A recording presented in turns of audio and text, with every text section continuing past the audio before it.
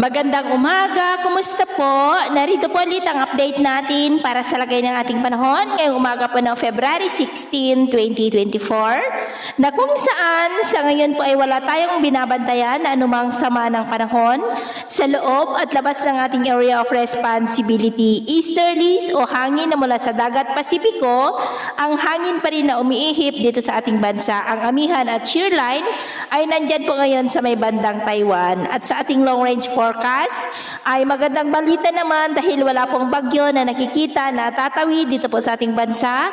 Hanggang po sa susunod na 2 linggo ay storm free po tayo.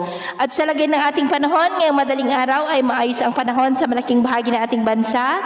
Pero may tsansa pa rin ng mga isolated rains, lalo na po dyan sa may Caraga, Davao Oriental, Leyte, Bohol, Cebu, northern part ng Negros, Aklan, Capiz at ilang bahagi po ng Camarines Norte. Dudot po yan ng mga localized thunderstorm na dala-dala po ng easterlies. At mamaya ay sisikat ang araw sa malaking bahagi ng ating bansa, pero may tsansa pa rin ng maulap na kalangitan with isolated rains. Dyan pa rin po sa may Caraga, ilang bahagi ng Davao Region, southern Leyte, southern Cebu, Bohol, Aklan, Capiz at ilang bahagi ng Santa Ana, Cagayan and nearby areas.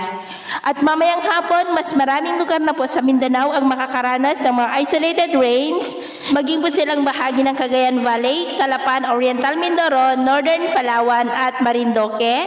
Kaya kung lalabas tayo sa ating mga tahanan, ay ugaliin po natin lagi ang magdala ng kahit anong panangga natin sa init ng araw at proteksyon na rin po sa mga biglaang buhos ng ulan dahil ngayong araw ay posible ang maulan na panahon, lalo na po dyan sa may Caraga at Davao Region.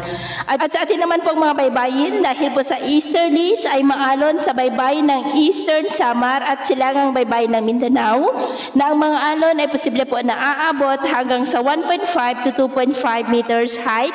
Kaiwasan po muna natin ang papalaot dyan po sa mga may kulay pula para mas makaiwas sa mga sakunang pangkaragatan. So yun po ang latest update natin sa araw na ito. At ako pumili si James na nagsasabing sa kahit anong pagsubok na darating sa ating buhay, huwag na huwag po tayong mawawalan ng pag-asa. Thank you and God bless.